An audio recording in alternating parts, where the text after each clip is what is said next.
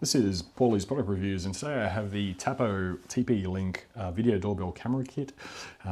It has a 180-day battery life, which I find astounding considering the fact that these have AI in them which detects people movement or vehicles or whatnot, and can differentiate, so you can actually set up an alarm just if it sees human movement. So the fact that it runs for 6 months is absolutely incredible. I run several of these cameras around our residence, and they are absolutely fantastic. I use the indoor and the outdoor ones, and I've used them since they were previously known as Casa, and they've transitioned to Tapo, which the Casa ones still do work and they're still fantastic. The Tapo ones just are a bit more feature rich. So looking at this one, it's a 2K 5MP color night vision camera, head to toe view, two-way audio, human packaging detection and more, IP64 water and dust resistant, and they have a quick response or detection. You can actually put the exclusion zone as well in the app, which is great, and you can do more than one. So say if you have the trees here, for example, and they usually set off motion, you can set exclusion zones out to block out these trees and only focus on the rest of the view. Let's get straight into it.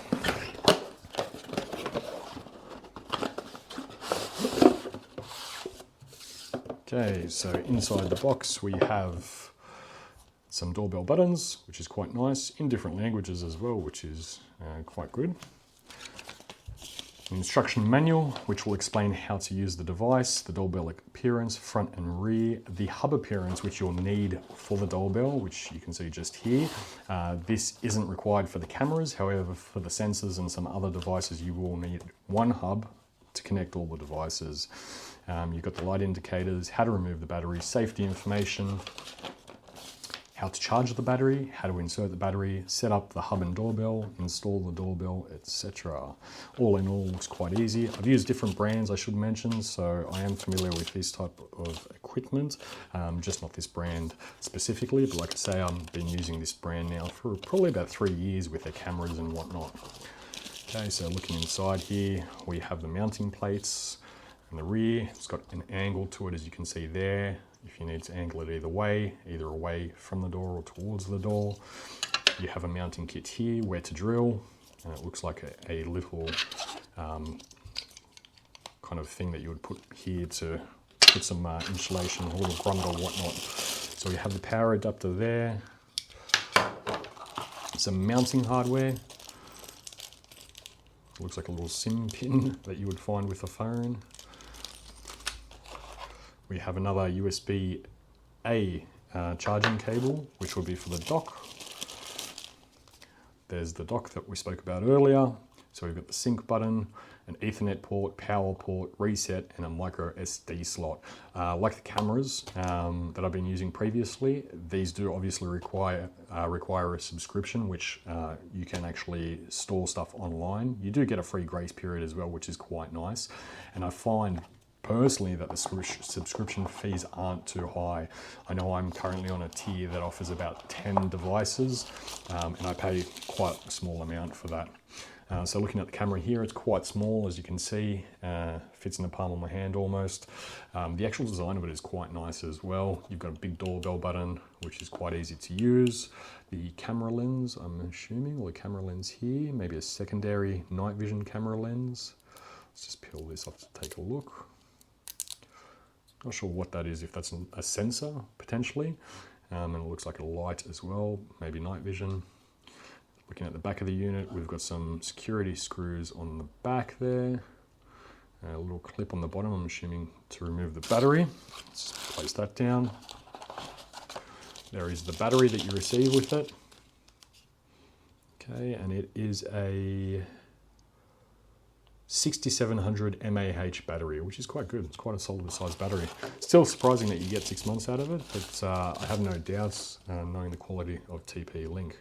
So we have 2 cables here. You've got an Ethernet cable and a USB-A to a micro USB. Not too amazing having micro USB on a new device. But again, this is for the dock, I would assume. Maybe not.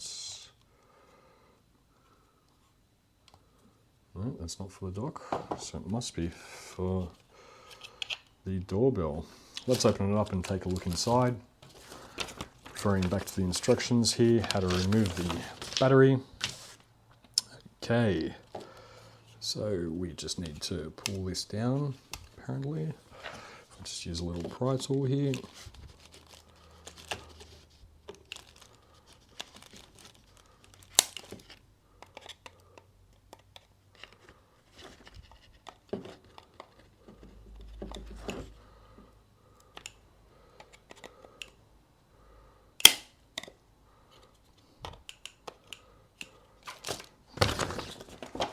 Bear with me as I fidget with this. Doesn't make the best video, but I'll try to do the best to get this out so you don't have to.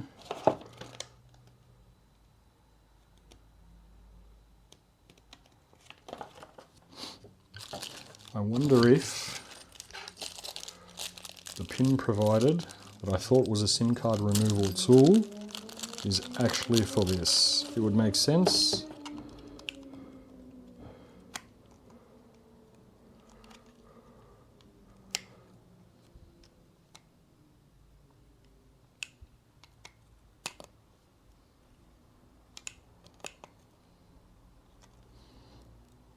It's definitely in there firm. How to remove the battery. Use a pin to detach the doorbell and firmly pull out the battery. So we see here there is a latch. It definitely looks like that is meant to slide over the top. Using a Spyderco knife probably isn't the best idea, neither is that sound. Doesn't sound ideal. However, I feel like I'm doing the right thing.